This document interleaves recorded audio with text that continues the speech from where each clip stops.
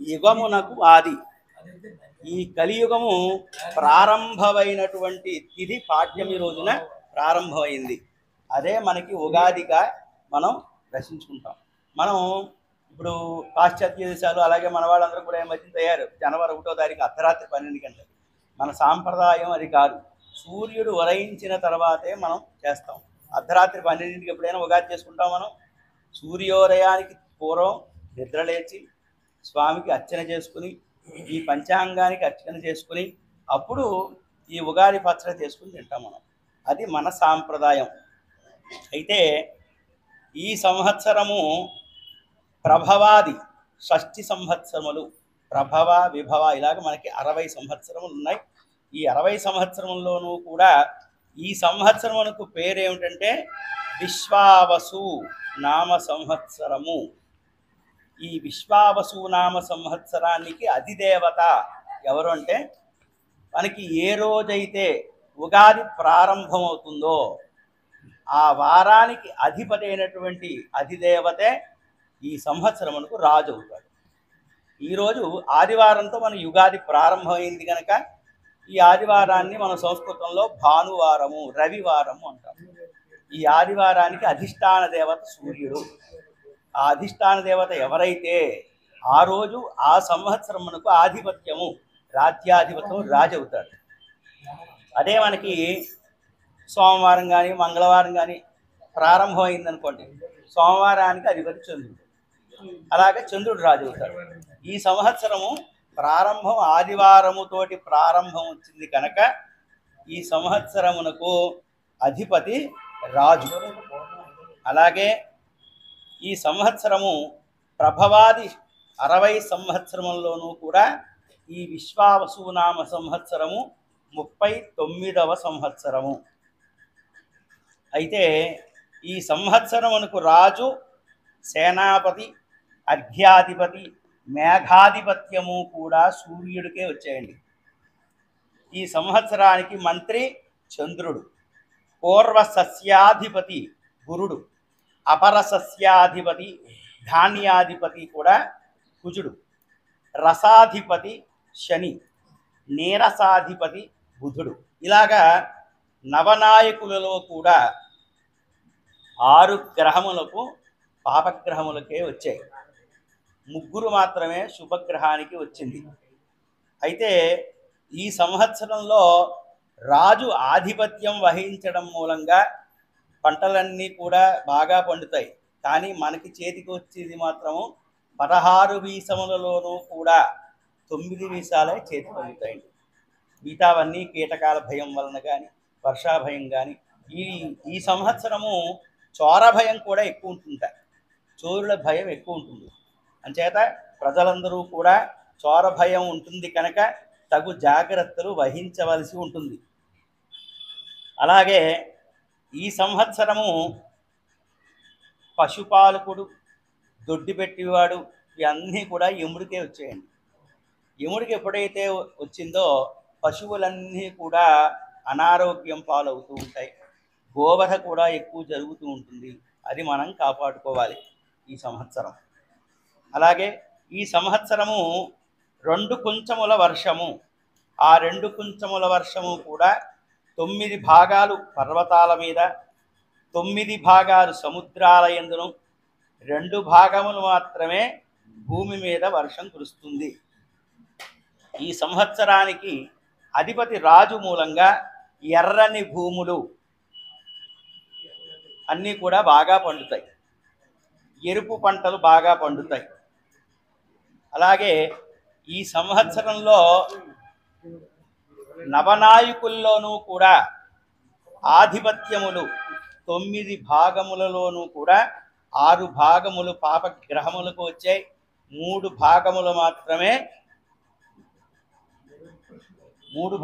మాత్రమే పాపగ్రహాలకి వచ్చాయట. అయితే ఈ సంవత్సరంలో నవనాయకులు రాజు రవి అని చెప్పుకున్నాం కనుక పాలకుడు పరస్పర విరోధము, అల్పవృష్టి, ప్రజలకు ప్రభువులకు శస్త్రముల వల్ల భయము, అగ్ని బాధలు ఉంటాయిటండి. అలాగే చోరాగ్ని బాధ నివారణ గురించి మనమందరూ కూడా యజ్ఞ యాగాది క్రతువులు చేస్తూ ఉండాలట. అలాగే మంత్రి చంద్రుడికి వచ్చింది. ఈ చంద్రుడు మనఃకారకుడు, మాతృకారకుడు కూడా. చంద్రుడు అగుట వలన ప్రజాభ్యుదయ రాజకీయాలన్నీ కూడా ప్రజలకు ఏమేమి కావాలో కోరి వాళ్ళని అడిగి మరి తీరుస్తూ ఉంటారట. అది మాత్రం బాగుంది. సేనాధిపతి రవి, అర్ఘ్యాధిపతి కూడా రవికే వచ్చింది. అంచేత మన దేశంలో యుద్ధములు ఇవన్నీ కూడా రాకుండా మన పెద్దలందరూ కూడా చూసుకుంటూ ఉంటారు.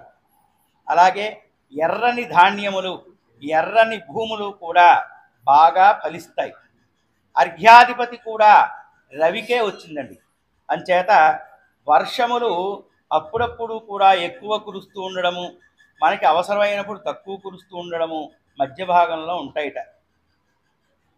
అలాగే ఈ సంవత్సరము అర్ఘ్యాధిపత్యాన్ని కూడా రవే పొందడం చేత చోర భయం ఎక్కువగా ఉంటుంది. మేఘాధిపత్యము రవికే వచ్చింది. అంచేత ఖండవృష్టి, ఎర్రని భూములు, ఎర్రని ధాన్యములు మాత్రమే బాగుగా ఫలిస్తాయి. పూర్వ సస్యాధిపతి గురుడికి వచ్చింటండి. అంచేత పూర్వ భాగంలో వచ్చిన పంట మాత్రము అంతా కూడా చేతికి అందుతుంది.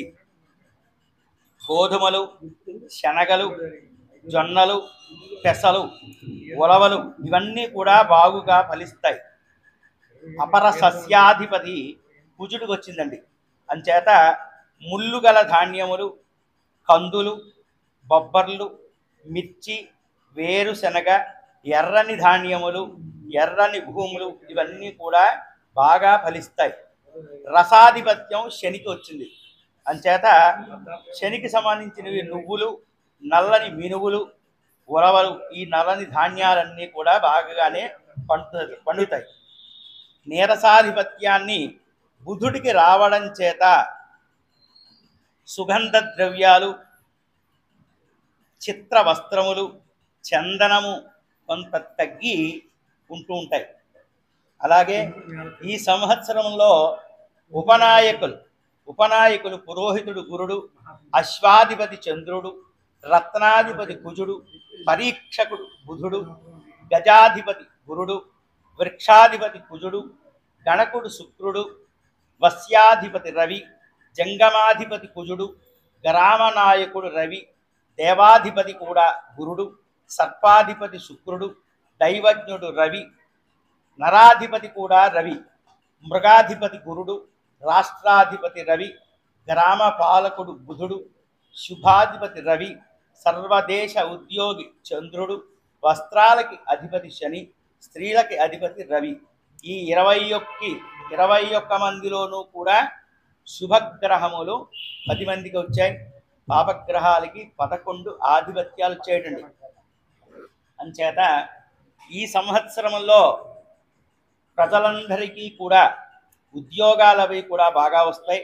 గ్రామ పాలకులందరూ కూడా ఈ సంవత్సరం బాగుగా పరిపాలిస్తారు. మనకి దేశంలో కూడా ఎటువంటి ఉపద్రవములు కూడా రాకుండా పరిపాలించగల సమర్థతతోటి పరిపాలిస్తూ ఉంటారట ఈ సంవత్సరం. అలాగే ఈ సంవత్సరము విశ్వావసు నామ సంవత్సరంలో 1/14/2026 తేదీ బుధవారం రాత్రి 9:21 అనురాధ నక్షత్రంలో మకర సంక్రమణ పురుషుడు ఉన్నాడు. ఈయనకి వరాహ వాహనము, పంది వాహనంతో మకర సంక్రమణ పురుషుడు వస్తూ ఉంటాడట. అంచేత ఈ మకర సంక్రాంతి పురుషుడు రాగి పాత్రలో భోజనం చేస్తూ ఉంటాడండి. రాగి పాత్రలో ఎప్పుడైతే భోజనం చేస్తాడో మనకి పంట చేతికి అందేటప్పుడు మాత్రం అకాల వర్షాలు వస్తూ ఉంటాయి. అది రైతులందరూ కూడా చాలా గమనించుకోవాలి. అలాగే ఈ సంవత్సరము మామిడి పండు ఫలంగా తీసుకున్నట్టయిన అంచేత మామిడి పళ్ళకి కూడా అరిష్టమే. మామిడి కూడా ఈ సంవత్సరం సరిగ్గా పండదు. అలాగే ఆయుధము, ఆయుధం కత్తి ఆయుధంగా ధరించి ఉన్నట్టయిన, ఇలా కత్తి ఆయుధంగా ఎలా అయితే ధరించి ఉన్నాడో రాజకీయ నాయకులందరికీ కూడా కొంచెం పీడ కలుగుతుంది. రాజకీయ నాయకులందరికీ కూడా ఆరోగ్యంలో లోపం వస్తుంటుంది. అలాగే ఈ సంవత్సరంలో మనకి గ్రహణములు 2 గ్రహణములు ఉన్నాయి. 2 గ్రహణములు కూడా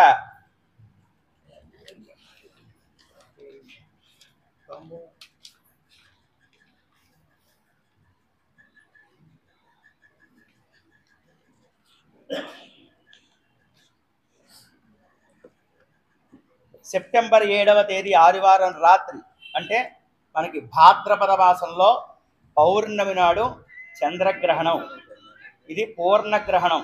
రాత్రి 9:50 నుంచి ప్రారంభమయ్యి రాత్రి 1:30 దాకా 3:41 ఉంటుంది గ్రహణం. ఇది చాలా పెద్ద గ్రహణం, పూర్ణగ్రహణం కూడాను. సెప్టెంబర్ 7వ తేదీ భాద్రపద శుద్ధ పౌర్ణమి ఆదివారం నాడు రాత్రి. ఇంకొకటి 2026 మార్చి 3వ తేదీ పాల్గొన శుద్ధ పౌర్ణమి నాడు పాక్షికంగా ఉన్నటువంటి చంద్రగ్రహణం. అది పాక్షిక గ్రహణం. అది మధ్యాహ్నం 3:20 గ్రహణ స్పర్శ కలుగుతుంది. 4:30 దాకా ఉంటుంది. మధ్యాహ్నం 3:20 నుంచి 4:30 దాకా 1 గంట 10 నిమిషములు మాత్రమే పాక్షికంగా. అదైనా మనకి పాక్షికంగానే కనబడుతుంది, పూర్తిగా కనబడదు మనకి.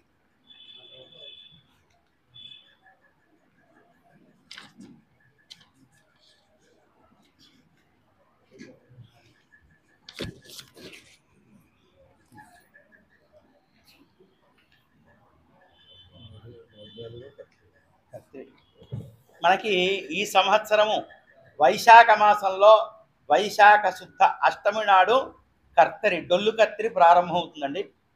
అంటే 2025వ సంవత్సరము మే 4వ తేదీ వైశాఖ శుద్ధ అష్టమి ఆదివారం సాయంత్రం 6:44 డొల్లు కత్తిరి ప్రారంభమవుతుంది.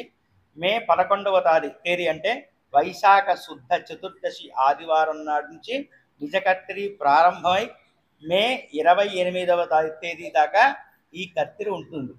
అలాగే ఈ సంవత్సరం మనకి పుష్కరాలు, సరస్వతీ నదీ పుష్కరాలు ఈ సంవత్సరం. ఈ పుష్కరాలు ఎప్పుడంటే 2025వ సంవత్సరము మే 15వ తేదీ నుండి మే 26వ తేదీ వరకు సరస్వతీ నదీ పుష్కరాలు. ఈ సరస్వతీ నదీ పుష్కరాలు ఎక్కడంటే మనకి బదిరి దగ్గర మానా అనేటువంటి గ్రామం ఉంది. అక్కడ ఈ సరస్వతీ నది పుట్టింది. అక్కడ స్నానం చేయాలి.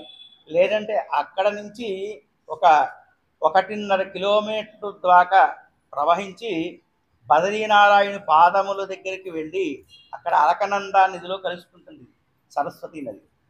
ఆ తర్వాత మనకి అక్కడికి వెళ్ళలేని వారు అలహాబాద్, ప్రయాగలో అంతర్వాహినిగా కూడా ఈ సరస్వతీ నది ఉంది.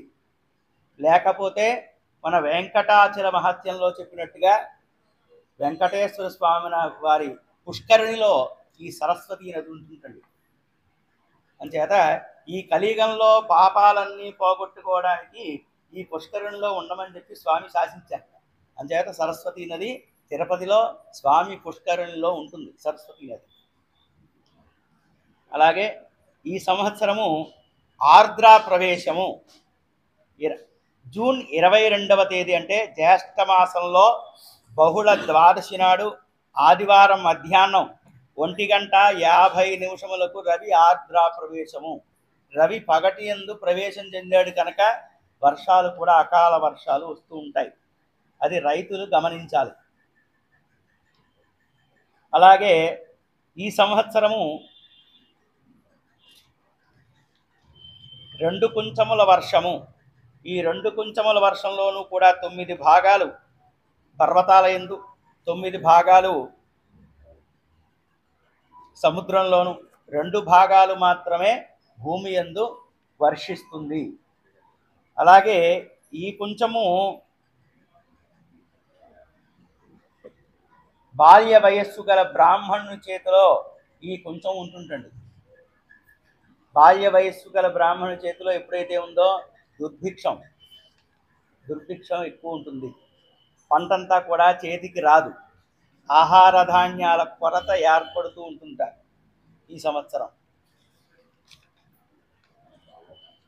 ఈ సంవత్సరమునకు రాజు ఎప్పుడైతే రవి అయి ఉన్నాడో, మనకి ఇదివరకు క్రోధీనామ సంవత్సరంలో చెప్పుకున్నాం.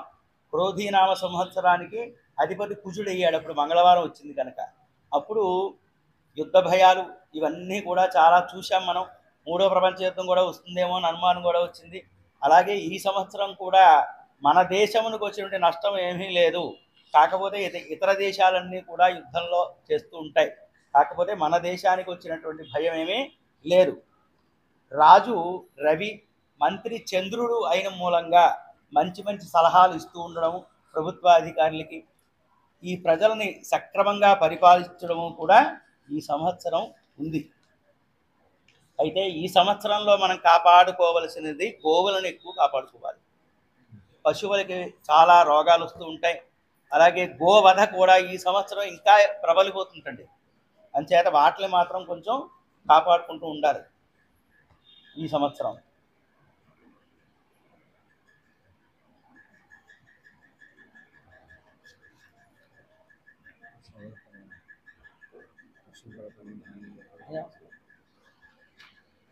ఈ సంవత్సరంలో మేషాది ద్వాదశ రాశుల వాళ్ళకి కూడా ఎలా ఉందో చూద్దాం. అలాగే మన స్వామివారిది స్వాతి నక్షత్రం, లక్ష్మీ నృసింహస్వామి వారిది స్వాతి నక్షత్రం. స్వాతి నక్షత్రం వచ్చి తులారాశిలో ఉంటుందండి. ఈ సంవత్సరం స్వామివారికి ఆదాయం 11, ఖర్చు 5. అలాగే రాజపూజ్యం 2, అవమానం కూడా 2. ఈ సంవత్సరం స్వామివారికి బాగుంది.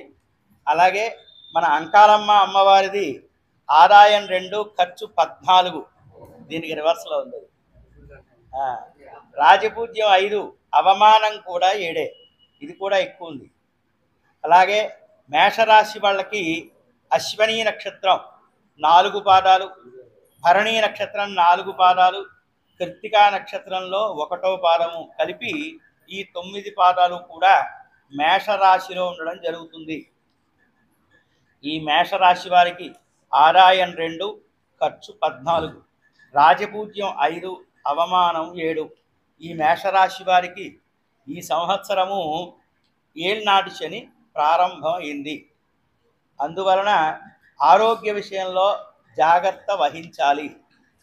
అలాగే ఆర్థిక విషయంలో కూడా జాగ్రత్త వహించాలి. అయితే రాహు ఏకాదశి ముందు వస్తాడు కనుక మే దగ్గర నుంచి ఆరోగ్య విషయంలో కొంచెం పర్వాలేదు.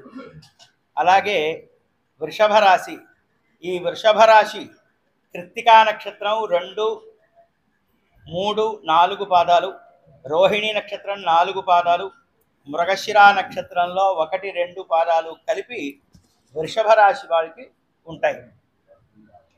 ఈ రాశి వారికి ఆదాయం 11, ఖర్చు 5, రాజపూజ్యం 1, అవమానం మాత్రం 3. ఈ వృషభ రాశి వారికి ఏకాదశ స్థానంలో శని రావడం మూలంగా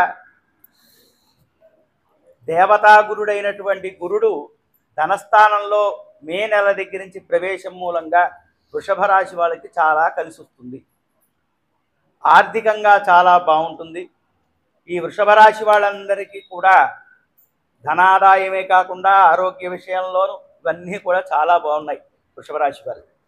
అలాగే మిథున రాశి మృగశిర నక్షత్రంలో 3, 4 పాదాలు, ఆర్ద్ర నక్షత్రంలో 4 పాదాలు, పునర్వసు నక్షత్రం 1, 2, 3 పాదాలు కలిపి మిథున రాశిలోకి వస్తుంటాయి. ఈ రాశి వారికి ఆదాయం 14, ఖర్చు 2, రాజపూజ్యం 4, అవమానం 3. ఈ రాశి వారికి మిథున రాశిలోకి లగ్నంలోకి గురుడు ప్రవేశిస్తాడు. అలాగే మళ్ళీ అక్టోబర్ నుంచి ఈ గురుడికి అతిచారము అనేటటువంటి గురుడికి వచ్చింది. ఈసారి మళ్ళీ కర్కాటక రాశిలోకి ప్రవేశించి మళ్ళీ మిథున రాశిలోకి ప్రవేశిస్తాడు. అంచేత ఈ మిథున రాశి వారికి గురుబలం ఎక్కువగా ఉంది. ఈ గురుబలం మూలంగా ఈ మిథున రాశి వారికి ఆర్థికంగా బాగుంటుంది. అలాగే వారు ఏం చెప్తే అది వేరంగా వింటూ ఉంటారు అందరూ కూడా. ఈ మిథున రాశి వారికి ఈ సంవత్సరం చాలా బాగుంది. అలాగే కర్కాటక రాశి, ఈ కర్కాటక రాశి వారికి ఆదాయం 8, ఖర్చు 2, రాజపూజ్యం 7, అవమానం 3. ఈ కర్కాటక రాశి వాళ్ళకి కూడా అష్టమ శని ప్రభావం వెళ్ళిపోయింది.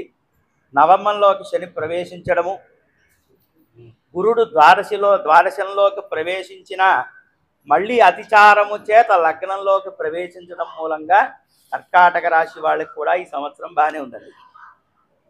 తర్వాత సింహరాశి, మఖా నక్షత్రంలో 4 పాదాలు, కుబ్బా నక్షత్రంలో 4 పాదాలు, ఉత్తర నక్షత్రం 1వ పాదము కలిపి సింహరాశిలోకి ఉంటాయి. ఈ రాశి వారిది ఆదాయం 11, ఖర్చు కూడా 11. రాజపూజ్యం 3, అవమానం మాత్రం 6 ఉన్నాయి.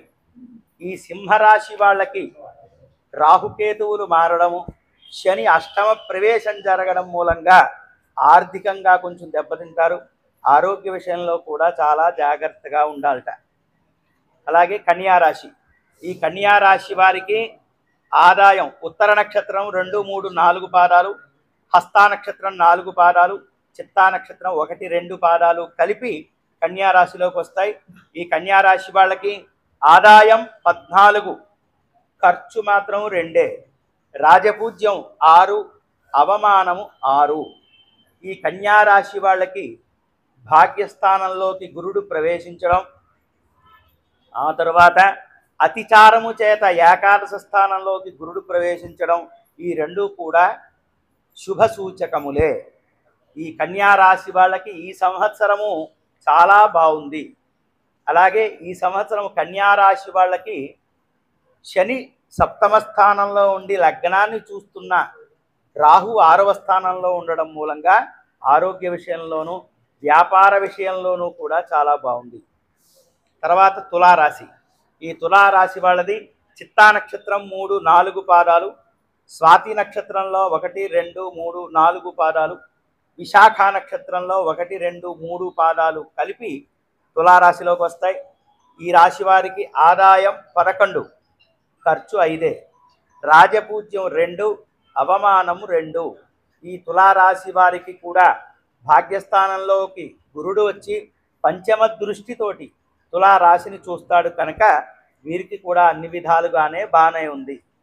వీరికి కూడా ఆరోగ్య స్థానంలోకి శని ప్రవేశించడం మూలంగా షష్టమ శని శుభకార్యకుడు, అంచేత శుభకార్యములు చేయడము, ఆర్థిక విషయములన్నీ కూడా బాగున్నాయి. ఇక వృశ్చిక రాశి, ఈ వృశ్చిక రాశిలో విశాఖ నక్షత్రం 4వ పాదము, అనురాధ నక్షత్రంలో 1, 2, 3, 4 పాదాలు, జ్యేష్ఠ నక్షత్రంలోని 4 పాదాలు కలిపి ఈ వృశ్చిక రాశిలోకి వస్తాయి. ఈ వృశ్చిక రాశి వాళ్ళకి ఆదాయం 2, ఖర్చు మాత్రం 14, రాజపూజ్యం 5, అవమానము 2. ఈ వృశ్చిక రాశి వాళ్ళకి సప్తమంలో ఉన్నటువంటి గురుడు అష్టమ ప్రవేశం అవుతూ ఉండడం మూలంగా ఆర్థికంగా కొంచెం ఇబ్బందులు ఉన్నా మళ్ళీ భాగ్యస్థానంలో అతిచారము చేత వస్తూ ఉండడం మూలంగా పెద్ద కష్టములేమీ లేకుండా చేస్తట్టయిన. అలాగే ఈ వృశ్చిక రాశి వాళ్ళకి అర్ధాష్టమంలో రాహువు యొక్క ప్రభావము చేత వాహనముల విషయంలో వాహన ప్రమాదాలు జరిగే అవకాశాలు ఎక్కువ ఉంటాయి. అంచేత ఈ రాశివారు తులారాశి వృశ్చిక రాశి వారు వాహన విషయంలో చాలా జాగ్రత్త అవసరము. అలాగే ధనస్సు, మూలా నక్షత్రంలో 4 పాదాలు, పూర్వాషాఢ నక్షత్రం 4 పాదములు, ఉత్తరాషాఢ నక్షత్రం 1వ పాదము కలిపి ధనస్సు రాశిలోకి వస్తాయి. ఈ రాశి వారికి ఆదాయం 5, ఖర్చు కూడా ఇదే. రాజపూజ్యం 1, అవమానం మాత్రము 5 ఉంది. ఈ ధనస్సు రాశి వాళ్ళకి అర్ధాష్టమంలో శని ప్రభావం ఉన్నా సప్తమంలో గురుడు యొక్క దృష్టి ఉంటుంది కనుక వీళ్ళకి ఆరోగ్య విషయం బాగుంటుంది. అలాగే అక్టోబర్ 2025వ సంవత్సరము అక్టోబరు నెలలో కర్కాటక రాశిలోకి ప్రవేశించి అతిచారము చేత మార్చి దాకా ఉంటాడైన. ఆ ఆ నెలలలో మాత్రము కొంచెం వాహన ప్రమాదాలు జరిగే అవకాశం ధనస్సు రాశి వాళ్ళకి కూడా ఉంటుంది. అలాగే మకర రాశి, ఈ మకర రాశి వాళ్ళు ఉత్తరాషాఢ నక్షత్రంలో 2, 3, 4 పాదాలు, శ్రవణ నక్షత్రంలో 4 పాదములు, ధనిష్ట నక్షత్రం 1, 2 పాదాలు మాత్రం మకర రాశిలో ఉంటాయి. ఈ రాశి వాళ్ళకి ఆదాయం 8, ఖర్చు 14, రాజపూజ్యం 4, అవమానము 5. ఈ మకర రాశి వాళ్ళకి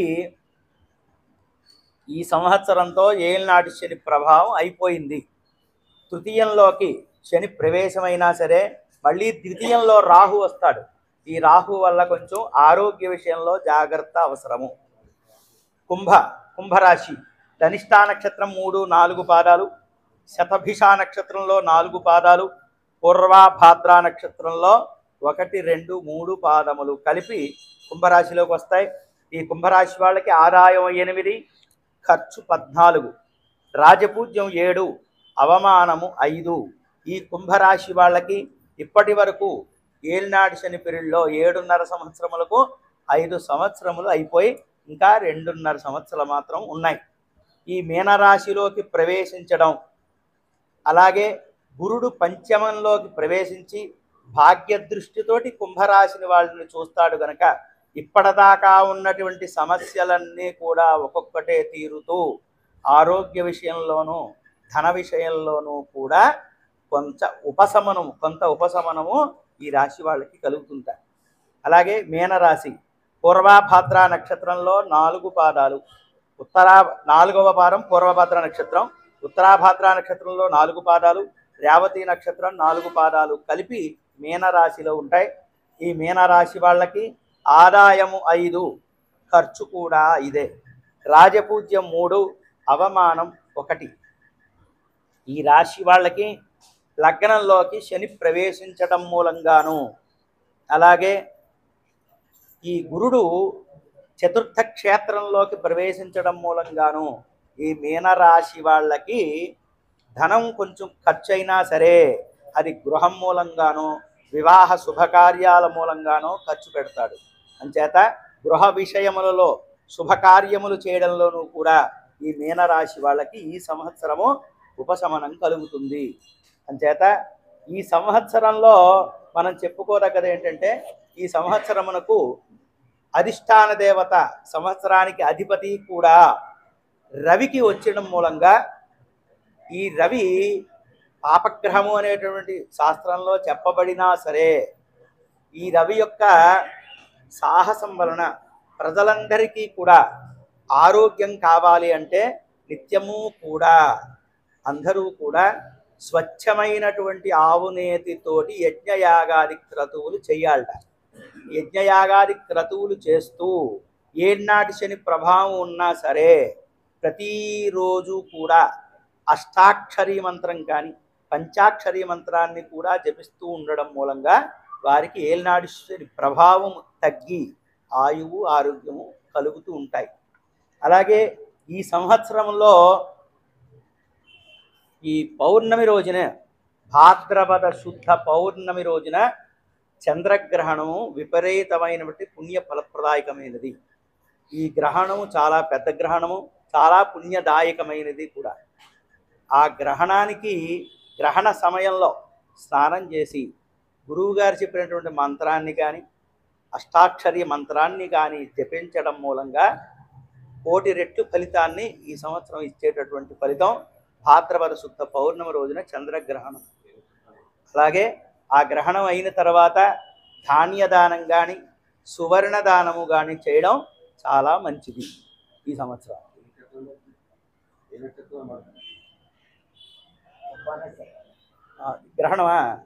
గ్రహణం వచ్చి పుబ్బా నక్షత్రంలో పడుతుంది. ఆ పుబ్బా నక్షత్రం వాళ్ళు గ్రహణం చూడకూడదు కానీ గ్రహణ స్నానం చేసి మంత్రాన్ని జపించుకోవచ్చు, ఇబ్బంది లేదు.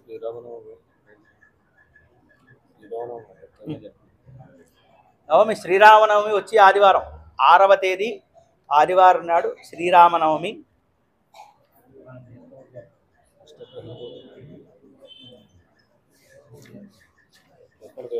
కోరుకొండ తీర్థం మార్చి పాల్గొన శుద్ధ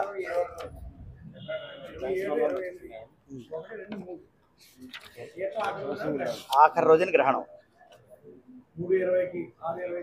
పాల్గొన శుద్ధ ఏకాదశి 27వ తేదీ శుక్రవారం నాడు, ఫిబ్రవరి 27వ తేదీ పాల్గొన శుద్ధ ఏకాదశి. ఈసారి ఫిబ్రవరిలోనే వచ్చేసింది.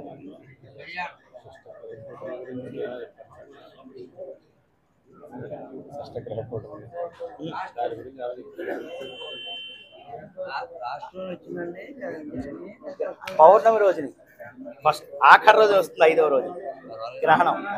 మధ్యాహ్నం కదా పాక్షిక చంద్రగ్రహణం.